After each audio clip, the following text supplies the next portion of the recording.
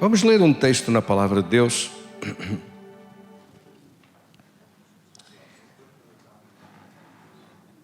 Em 2 Coríntios capítulo 10. Versículo 4 e versículo 5. 2 Coríntios capítulo 10, versículo 4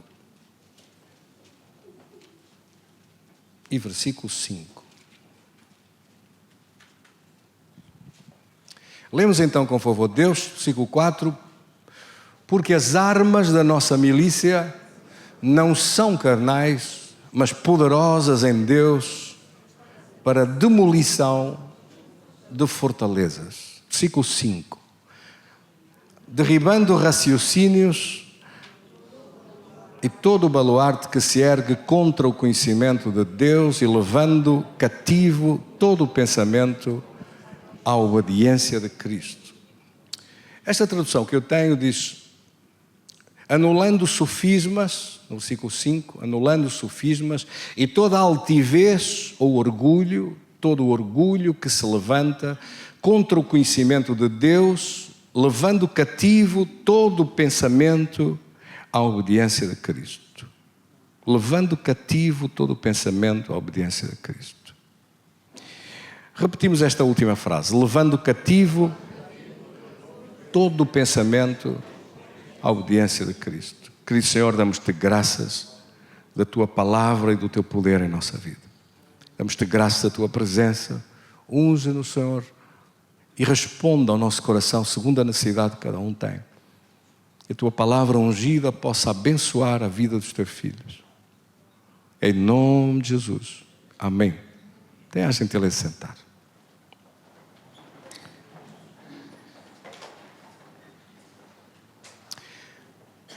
Deus afirma aqui na sua palavra algo que contraria a ideia dos poetas.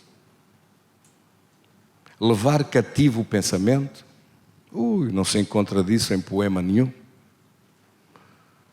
Os poetas tratam de dizer que o pensamento é livre, livre como o pensamento. Mas a Bíblia diz o contrário, diz que o pensamento pode ser levado cativo. E eu não estou a falar propriamente de doença mental. Estou a falar do nosso poder de controlar e dominar os próprios pensamentos. Será que podemos então ter domínio sobre os nossos pensamentos? Será que isto significa então que somos responsáveis pelos nossos pensamentos? Ou os pensamentos fluem de qualquer maneira descontroladamente e nós não temos poder de os dominar? Aqui diz o contrário, aqui diz que nós somos chamados para levar cativo todo o pensamento à obediência de Cristo. E diz que essa é uma arma poderosa que nós temos. Armas que não são carnais, não são espadas, não são pistolas, não são metralhadoras, não são carnais, não são coisas, armamento bélico, militar, não é nada disso. As armas não são carnais, são armas espirituais. E que são poderosas em Deus para destruir, para derrubar sistemas de pensamentos. Você sabia que o mundo, tal como nós o conhecemos, é dominado por sistemas de pensamentos? Acha que pessoas que estão em determinados grupos, nessas influências dos grupos, dos pensamentos, do domínio de pensamentos dos seus grupos, eles pensam de uma maneira semelhante. Uma pessoa que anda com o jornal de um partido político debaixo do braço e que lê as coisas e ouve o seu líder falar, e ele pensa, ou aproxima-se do pensamento, da comunicação, dessa visão que ele tem do mundo, da vida, das situações. E por isso há esta divisão e esta proliferação toda de grupos de pensamentos, sistemas de pensamentos. Religiões são sistemas de pensamentos. mais de 1200 religiões no mundo com sistemas de pensamentos diferentes, onde se acredita em pensamentos, se acredita em determinadas coisas que são ditas. Mas aqui o que diz a palavra de Deus é que os pensamentos devem ser levados cativos à obediência de Cristo. E nisto há uma diferença muito grande entre religiões e Cristo. É que religiões são grupos de pessoas à procura de Deus, arranjando sistemas, definições, filosofias, teologias, explicações de como Deus poderá ser. O problema é o problema também daquelas pessoas que têm medo dos aviões, de andar de avião. É parecido, é análogo, tem alguma coisa de semelhante. Lembro um indivíduo com muito medo de andar no avião, que nós queríamos convencê-lo a andar no avião, e ele disse, não ando no avião. Não anda no avião porquê? Porque o avião está lá em cima e as oficinas estão cá em baixo. E fazê-lo sair deste pensamento não se conseguiu. Então ele não entra no avião porque as oficinas estão cá em baixo. E o avião anda lá em cima. E o problema com as religiões é que Deus está lá em cima e as avarias que eles fazem estão cá em baixo. E estão à espera a pensar que Deus vai ser feito à sua maneira e ao contrário. A Bíblia diz, façamos o homem, Gênesis 1:26, façamos o homem à nossa imagem e à nossa semelhança. Mas as religiões quiseram inverter isso e arranjar um Deus à semelhança do homem e à semelhança daquilo que ele pensa, daquilo que ele acha e daquilo que ele julga ser o melhor. À semelhança, portanto, dos seus pensamentos. Do conjunto de pensamentos que vai arranjar e que constituem um grupo e uma religião mais ou menos sectária, mais ou menos esclavagista, mais ou menos opressora. E por isso é que há tantos problemas com religiões.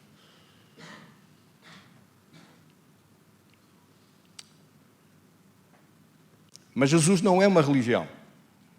Jesus veio de cima para baixo e disse, o caminho para Deus sou eu.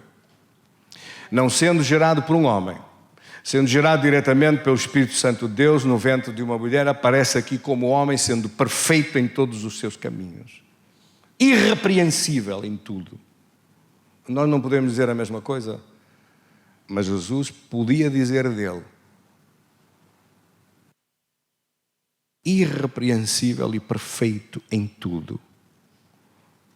Não havendo nada, absolutamente nada que lhe apontar. Não só sobre a justiça dos homens, mas muito mais sobre a justiça de Deus. E o cúmulo da injustiça é terem crucificado a Jesus com alegações absolutamente ridículas. Sabendo que o estavam a condenar, sabendo que o estavam a levar à cruz com falsidades.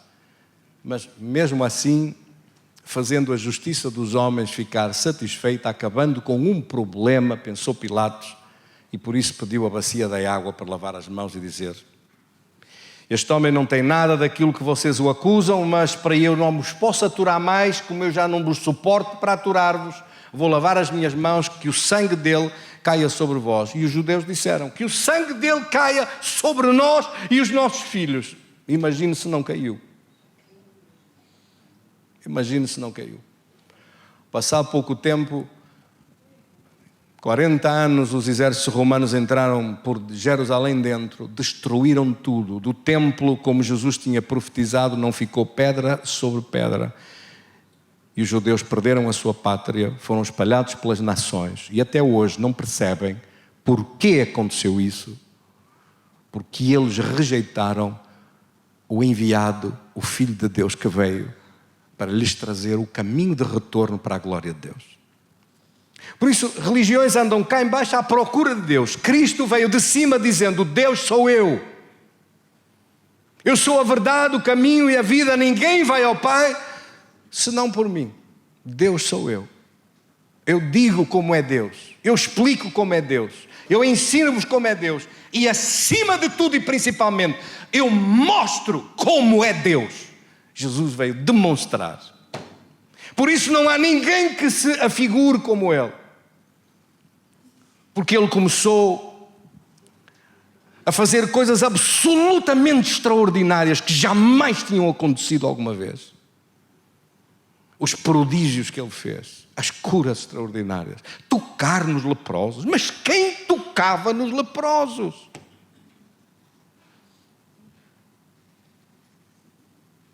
Há pessoas que têm medo de tocar num rato, quanto mais num leproso. E o rato não tem lepra.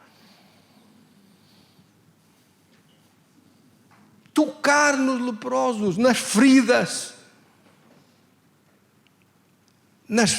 putrefactas da lepra, altamente contagiosas. Jesus tocava com as suas mãos e a lepra secava, morria e desaparecia. Tocar nos olhos dos cegos e abrirem-se, cegos de nascença a ver, paralíticos a ser sarados e a curar e a andar, mortos a ressuscitar.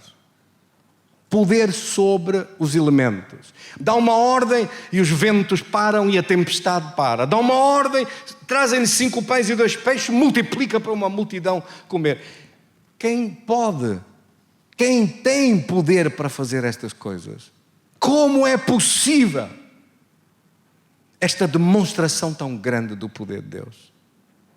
Há pessoas que dizem, um dia vai acontecer, um dia vou fazer, um dia vai ser, um dia vai aparecer. Mas Jesus fez, apareceu, manifestou, realizou. E disse, as obras que eu faço, se não credes pelas palavras, creiam ao menos pelas obras.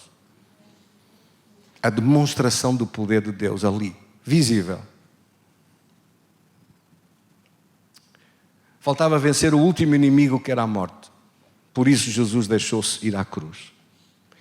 Foi à cruz, a morte veio e venceu a morte ao 3º dia ressuscitando. Nem Buda ressuscitou, nem nenhum dos grandes filósofos ressuscitou, nenhum imperador ressuscitou, nenhum rei das nações, nenhum político que dominou milhões de pessoas venceu a morte, nem Maomé, nem nenhum líder religioso, ninguém venceu a morte. Mas o meu Senhor, aleluia, triunfou sobre a morte e ressuscitou ao 3º dia, apareceu aos discípulos e disse, como eu vos tinha dito, ainda há pouco,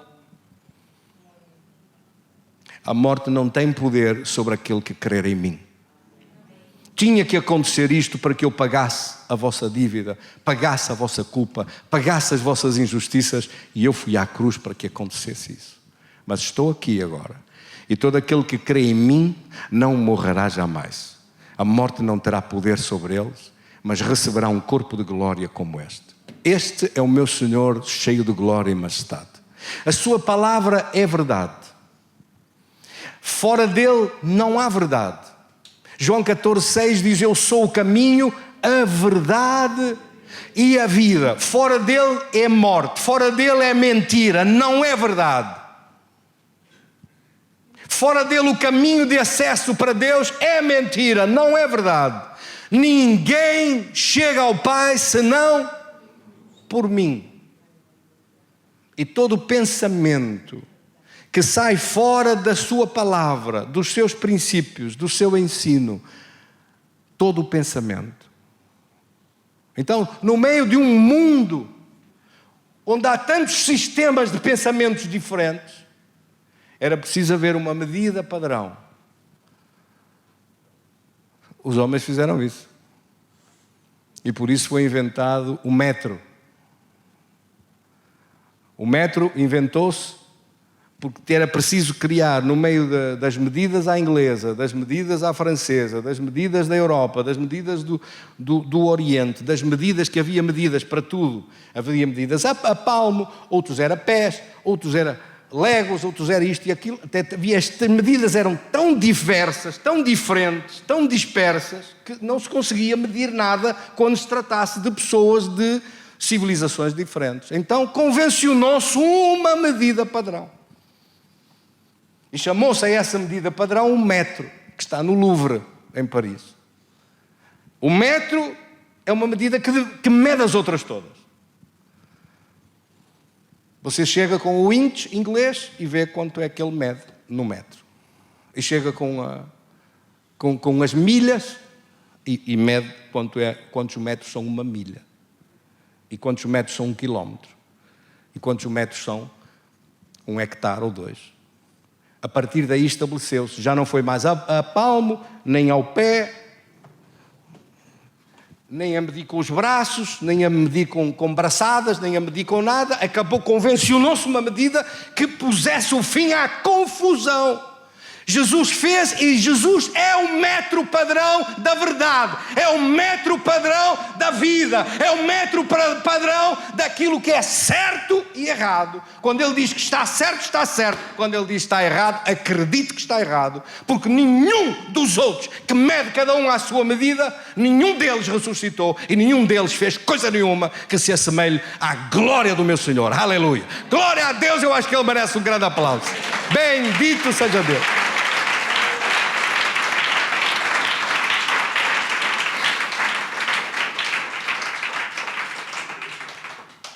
Posto isso, todo o tipo de pensamento deve estar sujeito a Cristo. O que é que significa isso? Sujeito ao pensamento de Cristo. Deve ser medido pela medida que Cristo estabeleceu. Levando todo o pensamento cativo à obediência de Cristo. E nestes processos de pensamento, o que nós queremos de facto é saber como pensar certo. O que nós queremos de facto é ter domínio sobre os pensamentos, pensando direito, pensando o que é certo, pensando como deve ser, para que o poder de Deus possa fluir na nossa vida. Porque não tenha ilusões, está tudo cheio de doutores malucos por aí pelo mundo fora. Está tudo cheio de gente louca e doida a apresentar cada um a vender o seu peixe. Cada um a vender as coisas à sua maneira. Está tudo cheio de políticos pelo mundo fora que estão a tratar da vida deles. Não estão a tratar do povo, da nação, daquilo que é preciso fazer. Estão a tratar dos seus próprios interesses. Deve-se contar, não sei se no mundo haverá pelos dedos da mão, quantos serão que escapam a esta miséria generalizada em que o mundo está. Ideias, caminhos, propostas que são ridículas. Desde gente que no Oriente adora uma vaca e tudo o que a vaca tem é sagrado, até gente que adora o vento, o ar, as pedras, os elementos, as estrelas e outros que se adoram a si próprios. Estamos num mundo de loucura hoje. A loucura generalizou. Isto está bonito.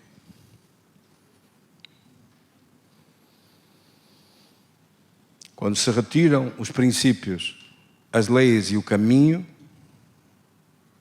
não há limites para a loucura.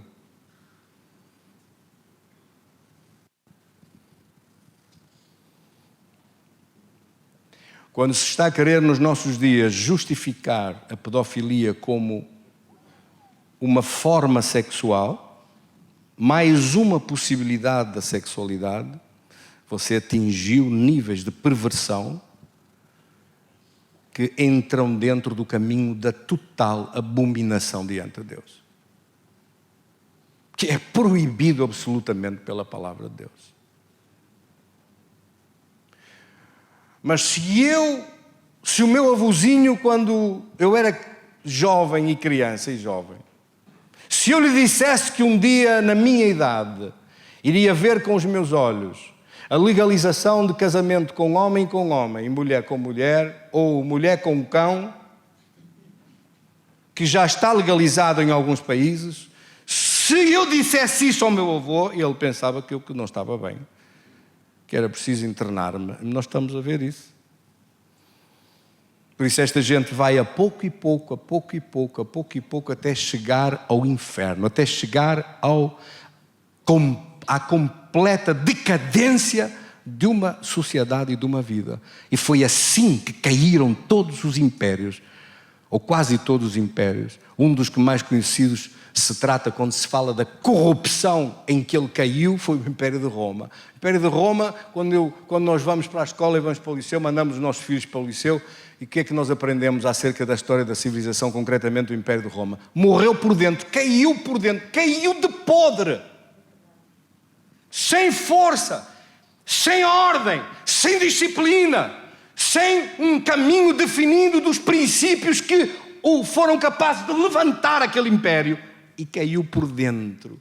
Caiu por causa da completa desordem, desorientação, deixando-se influenciar por todas as correntes dos bárbaros que entraram e que o arrastaram para a ruína. Estamos a assistir a isso no mundo hoje, principalmente na Europa.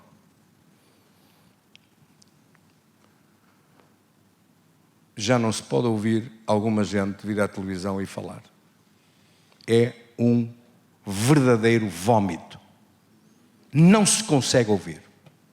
É tanta mentira, é tanta aldrabice, é tanta perversão, é tanta estupidez, é tanta ignorância. E fazer da ignorância lei, impondo-a sobre os outros, que de facto só falta acabar de entrar o resto dos bárbaros e dar cabo disto. O que vale é que Jesus vem, glória a Deus. Amém? E enquanto estiver cá a igreja, estiver aqui o povo de Deus, não vão conseguir fazer os planos dele. Mas ai do mundo, quando soar a trombeta e a igreja levantar no arrebatamento, ai daqueles que ficarem, que não vão ter escape nenhum. Por isso é que a Bíblia diz que vai ser um tempo mais horrível da história humana. Que não há limites para a loucura e que vão ser degolados por causa da afirmação da sua fé ou do seu conhecimento, ou de dizer que não acreditam, o domínio completo da escravidão, da imposição, da intolerância pelo anticristo que virá. Meus queridos irmãos, quando aqui a palavra de Deus diz que então todo o pensamento deve ser levado cativo à obediência de Cristo, nós estamos a falar de colocar e dar a primazia à palavra de Deus na nossa vida. A palavra de Deus tem que ser primeira na nossa vida.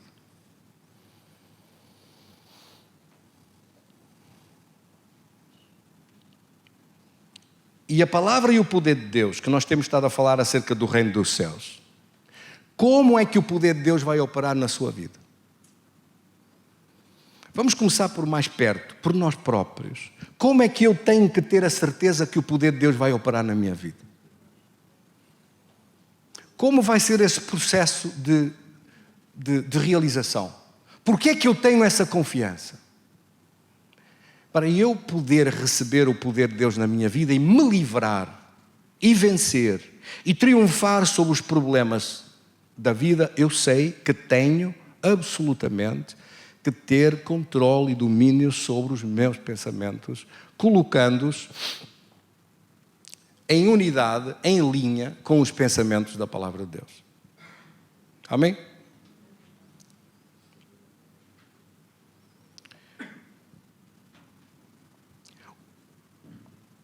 Repare uma escritura que diz em 1 de João capítulo 4, versículo 4. 1 João capítulo 4, versículo 4 diz: Filhinhos, vós sois de Deus e já os tendes vencido, porque maior é aquele que está em vós do que aquele que está no mundo. Vamos ver agora maior. Você tem que saber que maior é o poder de Deus que está em si do que aquele poder que está contra si. Então, se um pensamento vier a dizer que não pode, que é fraco, que não vai vencer isso, você tem que falar e dizer esta palavra e alinhar os seus pensamentos por esta palavra. Maior é o poder de Deus que está em mim do que aquele que está no mundo, do que aquele poder que está contra mim. Se não alinhar os seus pensamentos e não falar isso com fé, com intensidade, com veemência, até estar cheio por dentro dessa confiança, então você vai ser arrastado no meio da preocupação, arrastado na angústia, arrastado na tristeza e arrastado na derrota. Não vai conseguir parar aquilo que o diabo quer fazer. Quando ele vem para derrotar, você tem que segurar a sua vitória. E a sua vitória começa nos pensamentos. A guerra começa nos pensamentos. A sua vitória começa cá dentro, começa dentro de si, começa na sua mente, começa nos seus pensamentos, começa no seu coração, também na sua fé. Se não afirmar perentoriamente e indubitavelmente que maior é o poder de Deus que está em si, e não tem que ter medo de dizer isso, porque você está a falar aquilo que Deus disse, maior é o poder de Deus que está em mim. Ora, diga comigo, maior é o poder de Deus que está em mim. É por causa desse poder que é maior e que está em si que você vai vencer esse desafio, esse problema, essa dificuldade, essa coisa que o diabo arranjou à sua frente e que tem amarrado, tem piorado, tem trazido angústia e opressão. É por causa de ser maior o poder de Deus que está em nós que você o vai vencer e triunfar. Porque senão você nunca ia vencer e nunca ia triunfar. Agora, às vezes entre aquilo que a palavra de Deus diz e os pensamentos que nós temos e o que sentimos, há uma diferença. Há um espaço vácuo, há um vazio no meio. E esse vazio é ocupado pela preocupação, pelo medo, pela angústia. Mas você tem que expulsar a angústia falando isso. Maior é o poder de Deus que está em mim. Maior é o poder de Deus que está em mim. Maior é a presença de Deus que está em mim. Até que essa angústia comece a apagar. Até que a dor comece a sair. Até que o medo ceda ao poder de Deus que está em si e se encha do poder de Deus.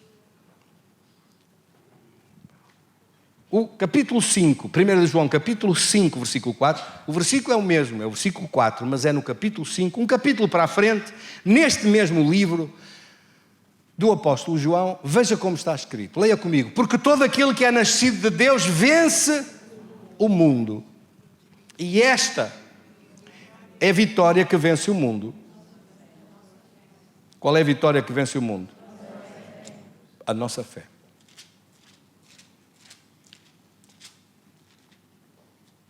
Meus queridos irmãos, você e eu nascemos de Deus. Somos novas criaturas em Cristo. A vida de Deus está em nós e o poder de Deus está em nós. E o que esta palavra significa é que se vamos vencer as vitórias sobre os problemas que encontramos no mundo quer dizer no mundo onde nós estamos, no nosso mundo. Já reparou, cada um de nós tem o seu próprio mundo? Sim ou não? Cada casa tem o seu próprio mundo, cada pessoa tem o seu próprio mundo. Eu tenho o meu mundo, são as coisas que eu enfrento dentro do meu mundo.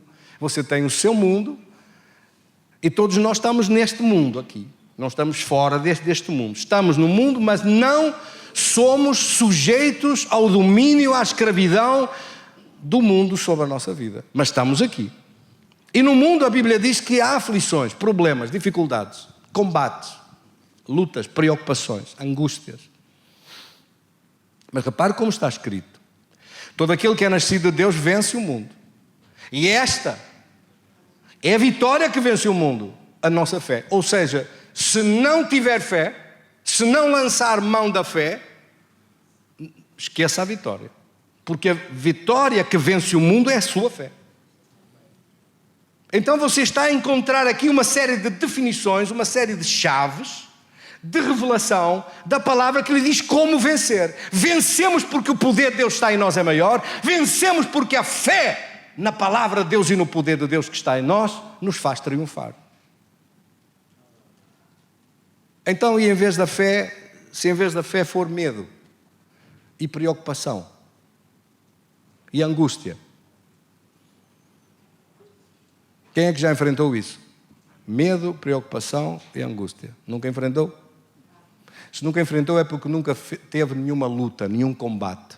Se você já teve combates na sua vida, lutas na sua vida, coisas que teve que enfrentar na sua vida, com certeza que elas vêm, esse embrulho vem junto com aflição, vem junto com preocupação, vem junto com tristeza, muitas vezes até vem junto com lágrimas, vem junto com pedaços de coisas que nos querem puxar para baixo e nos carregar e afundar lá embaixo na angústia. Então como é que vencemos, pastor? Olha a resposta. Vencemos pela fé. E como é isso de vencer pela fé? que é que eu faço para vencer pela fé? É a fé em quê? É a fé na palavra específica que fala do seu caso, da revelação da palavra de Deus que lhe anuncia para si e lhe diz para si acerca da sua vitória. Por exemplo, você pode dizer aquilo que está escrito, pôr a sua fé na palavra. Vou pôr a minha fé no poder de Deus, porque o poder de Deus é maior e dá-me a vitória. Vou pôr a minha fé na palavra de Deus. Vou controlar os pensamentos de medo, de angústia, de tristeza, de preocupação, controlar e dominar esses pensamentos com a fé. Será que a fé domina os pensamentos? Pode ter a certeza que sim. O poder de Deus vai operar por causa da minha fé. O poder de Deus vai agir por causa da minha fé. A vitória vai surgir, vai aparecer por causa da nossa fé. Em Hebreus 11:6 diz: sem fé é impossível agradar a Deus. Mas o pior, além de não agradar a Deus, o pior ainda, de não agradar a Deus, que é horrível. E depois tem abaixo uma coisa muito má também, que é pior para si, não é? Não vai operar o poder de Deus. Sem fé não só a pessoa não agrada a Deus, como a fé não faz operar o poder de Deus para si. Em Marcos capítulo 6 a Bíblia diz que quando Jesus foi a Nazaré, não conseguiu, não pôde fazer ali grandes milagres, não fez nada de grande por causa da incredulidade deles. Quer dizer que a ausência de fé amarra o poder de Deus. A ausência de fé desliga o poder de Deus. E isso é um perigo para a pessoa, pior para nós. Porque não só não conseguimos agradar Deus, como ainda nos desligamos do poder de Deus, por causa da falta de fé. Então o diabo usa técnicas, usa estratagemas. No mundo nós somos educados, é-nos dito que devemos ser pessoas responsáveis, e está muito bem dito. Só que juntamente com as responsabilidades normalmente vêm as preocupações. Sim ou não?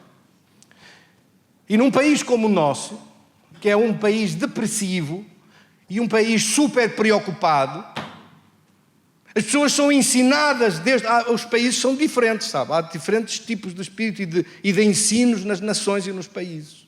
Eu já vivi em vários países. E o que se sente do espírito de um país ou de uma nação é muito diferente. De país para país. Uma diferença brutal.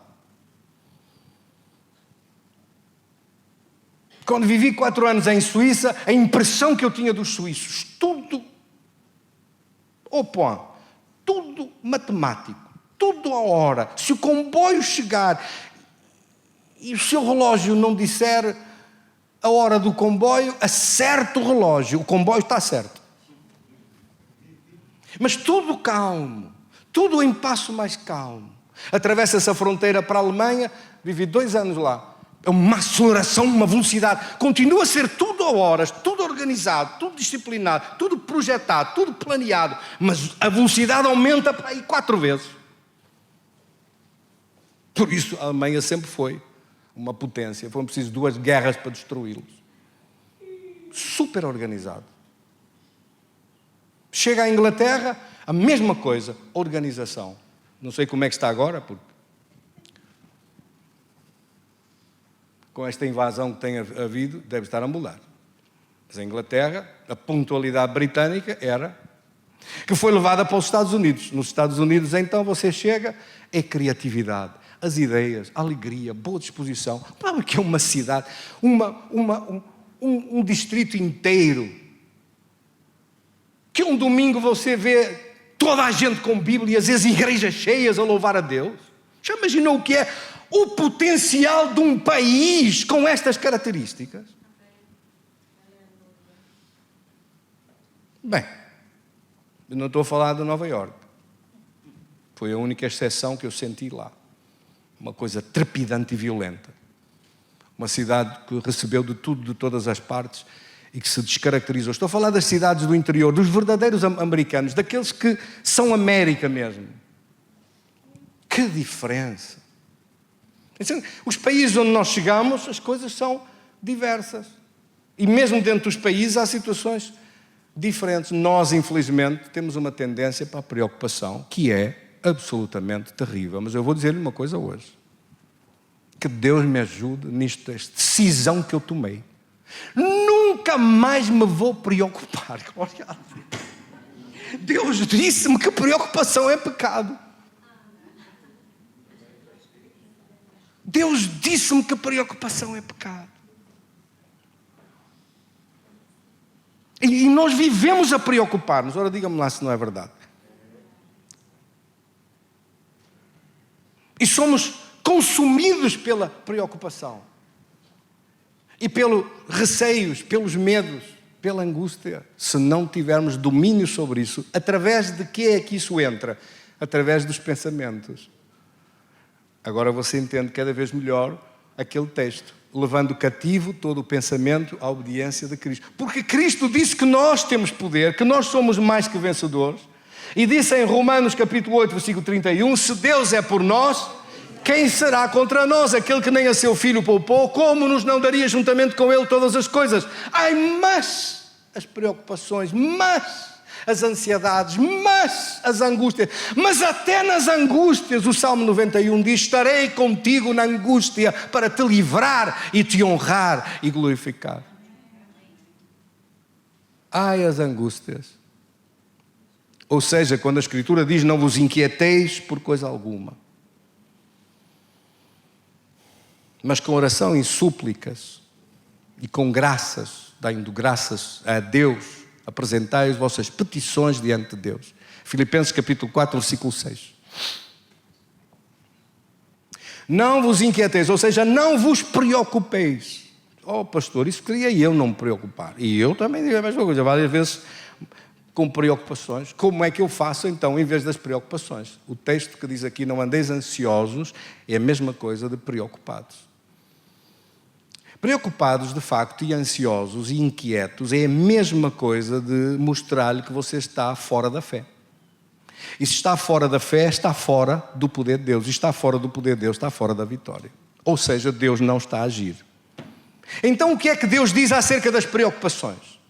Diz para entregar nas mãos de Deus, através da oração e súplica com ação de graças, até que, versículo 7, a paz de Deus, a paz de Deus, que excede o entendimento, guarde os nossos corações.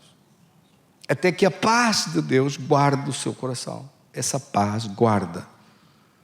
Essa paz é sinal que a preocupação foi posta fora do seu coração, fora do seu pensamento. Que em vez de preocupação você tem paz. Era como se dentro você estivesse agora cheio do poder de Deus e da unção de Deus, da bênção de Deus. E aquela preocupação quer entrar, bate, mas não entra. Cai aos seus pés, porque você está cheio. Mas quando está vazio, a preocupação entra, fura-o, trespassa-o todo e você fica de rastos. Da preocupação à depressão é um saltinho. Da depressão à derrota e a não resolver coisa nenhuma, por ausência do poder de Deus, porque o poder de Deus não vai agir e atuar em alguém que não está com fé. Porque esta é a vitória que vence o mundo, a nossa fé.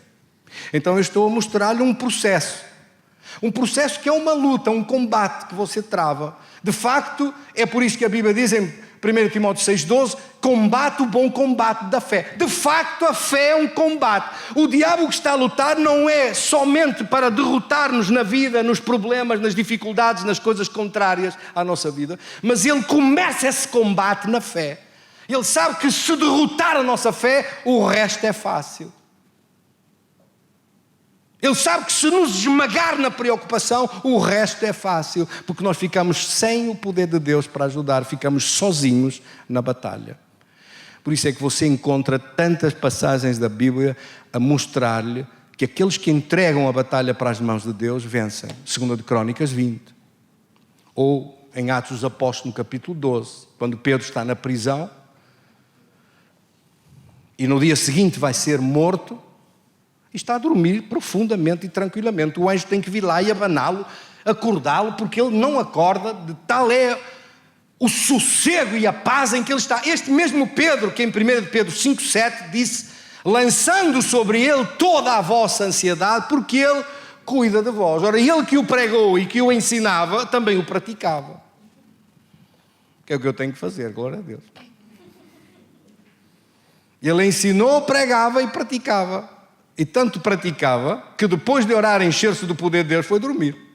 Mas então no dia seguinte pela manhã, quando nascesse o dia, iam tirá-lo de lá e matá-lo. E ele estava todo amarrado com algemas e com cadeados, e 4 quaternos de soldados estavam a tomar conta dele, 16 soldados. O Herodes queria mesmo acabar com aquela raça. Mas foi ao contrário. A igreja orou sem parar, Pedro orou, encheu-se do poder de Deus e foi dormir. Senhor, está tudo resolvido, agora vou dormir, descansar, que amanhã é um dia maravilhoso, glória a Deus. Mas tudo afixado em cartaz por lá fora: venham ver, vai aparecer aqui o apóstolo sem cabeça, glória a Deus, está amarrado em nome de Jesus, está expulso em nome de Jesus. Pedro foi cheio do poder de Deus, deitou-se a dormir e foi dormir. Amanhã é outro dia e esse dia a vitória é certa, sem medo nenhum, tranquilamente. O anjo teve que o abanar várias vezes, que ele não acordava. Estava a dormir tão profundamente que caíram as grilhetas dos pés e das mãos, as portas abriram-se, ele saiu por lá fora, até o portão lá fora, saiu. Quando chegou lá fora e o anjo desapareceu, é que ele se deu conta que estava na rua, glória a Deus. Não sabia se aquilo era um sonho, se estava a sonhar, se estava a dormir ainda meio adormecido ou se estava a ser verdade, mas estava a verdade. E no dia seguinte quem morreu? Não foi Pedro, foi o Herodes que deu a ordem. Por isso quem morre é o outro lado, glória a Deus. Quem tem que morrer é aquilo que está contra si, quem tem que desaparecer é aquilo que veio contra si. Isso é que tem que desaparecer em nome de Jesus. Mas isso só acontece com alguém que levou cativo o pensamento à obediência de Cristo, que se encheu da palavra de Deus e do poder de Deus, que não está vazio, mas cheio da presença de Deus e do poder de Deus, em que a angústia desapareceu e a paz ficou a tomar conta do seu coração. Por isso, toda a inquietação você tem que orar até ela desaparecer. Você tem que entregar nas mãos de Deus e declarar a sua fé em Deus e o poder de Deus e viver cheio deste poder de Deus todos os dias. Amém, irmãos? Para não permitir que o inimigo possa fazer as obras dele na sua vida. Quantos recebem esta palavra hoje? Tenha a gentileza de ficar de pé e vamos agradecer. Querido Senhor, damos-te graças da Tua palavra. Damos-te graças que nós entregamos nas Tuas mãos, de modo que toda a preocupação seja colocada em Teu cuidado.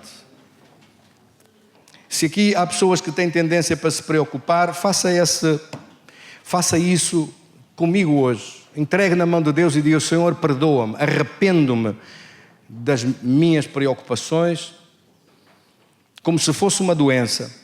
Eu nunca iria dizer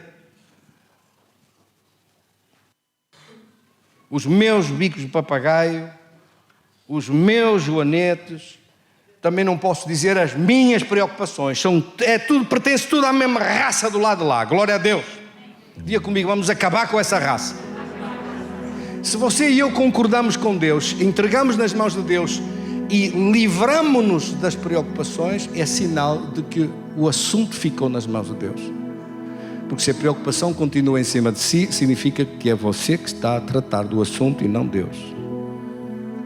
Amém? Então tem que fazer essa transferência para Deus. Tem que dizer: Senhor, lançando sobre Ti toda a ansiedade, toda a preocupação, toda a angústia, porque Tu cuidas de nós. Faça isso comigo. Meu Deus, eu alinho os meus pensamentos pela Tua palavra, lançando toda a preocupação, toda a ansiedade, toda a tristeza, toda a opressão, lançando toda a angústia nas Tuas mãos, porque Tu cuidas de nós. E como Tu cuidas de nós, o Teu poder opera sobre a nossa vida. Nós Te agradecemos hoje de todo o coração, de entregar em Teu cuidado, para seres Tu a dirigir, para seres Tu a conduzir, para ser a fé na Tua palavra, porque maior é o Teu poder que opera sobre a minha vida, maior é o Teu poder que está em nós, que opera em nós. E esta é a certeza da vitória. Esta é a vitória que vence o mundo, a nossa fé. Sem fé é impossível, não só impossível agradar a Deus, mas impossível ter vitória, porque a vitória vem pela fé na Tua Palavra. Por isso eu alinho os meus pensamentos com a Tua Palavra. Alinho os meus pensamentos no Teu poder e na fé da Tua Palavra. Seja arrancada todo o espírito de preocupação, de ansiedade, seja destruído em nome de Jesus. Eu declaro por isso a minha fé na Tua presença, declaro a minha confiança no Teu poder, declaro a minha certeza que com Deus somos mais que vencedores, que não estamos sós e que se Deus é por nós, quem será contra nós? Aquele que nem a seu Filho poupou, mas o entregou por todos nós, como nos não daria juntamente com Ele todas as coisas? Tu és Senhor e Deus. Tu prometeste na Tua Palavra que se eu guardar a minha mente e conservar a minha mente em Ti, estando firme na Tua Palavra e na Tua promessa, na Tua bênção, no Teu poder, o meu coração ficará em paz. Esta é a confiança que nós temos, da renovação dos nossos pensamentos, de sair do nosso coração e da nossa boca palavras de fé e confiança, e não de angústia e opressão. Por isso ordeno em nome de Jesus o domínio sobre os pensamentos. Diga isso comigo: recuso-me a pensar os pensamentos do inimigo, recuso-me a aceitar a voz que vem desses pensamentos contra a minha vida, em nome de Jesus. Eu penso os pensamentos de Deus, aferindo-os pela Sua Palavra, e não vou dar lugar ao diabo. Declaro por isso hoje, em nome de Jesus, que Deus opera a Sua vitória, que entrego toda a preocupação, toda a ansiedade, toda a angústia nas Suas mãos, e não aceito o mal, não aceito aquilo que o inimigo queria fazer, não aceito aquilo que o diabo nos quer vender. Não entra no meu pensamento, não o recebo no meu coração, não falo essas palavras. Está amarrado em nome de Jesus. Como ele precisa dessa porta para entrar, eu fecho-lhe essa porta, porque a porta que eu abri foi para Deus, não foi para o inimigo. Assim, em nome de Jesus, declaro a minha fé no Seu poder e a minha confiança na glória de Deus que opera, que Deus supra toda a necessidade, que Deus faz aparecer as coisas impossíveis. Deus é o Deus dos impossíveis. Esta é a minha fé, essa é a minha declaração de fé diante do Teu trono. Entrego tudo nas Tuas mãos e Te agradeço de todo o coração, porque eu achei este tesouro tão grande, esta glória do Teu poder que opera sobre a minha vida, em nome de Jesus. Amém. Glória a Deus. Save estar a save. Achei um tesouro pendurado na cruz. Queres saber o nome? Seu nome é Jesus. Mais uma vez. Achei um tesouro pendurado na cruz. Queres saber o nome? Seu nome é Jesus. Seu nome é Jesus. É o nome mais lindo que eu tenho gravado em meu coração. Enquanto aqui viver, não posso esquecer, me deu salvação. Seu nome é Jesus, é o nome mais lindo que eu tenho gravado em meu coração. Enquanto aqui viver, não posso esquecer, me deu salvação. E tu que vives infeliz no mundo, por que não recorres? Por que não recorres ao tesouro da cruz? O mesmo tesouro. O mesmo tesouro que eu encontrei. Queres saber o nome? Queres saber o nome? Eu te ensinarei. Seu nome é Jesus,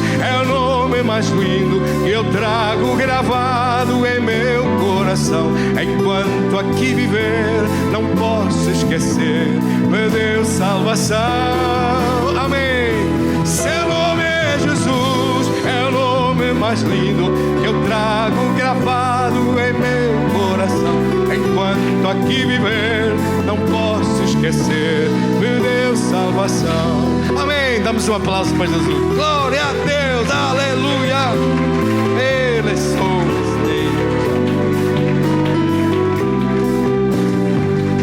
Então, preocupação, zero. Glória a Deus. Quem é que atira fora as preocupações e recebe a fé?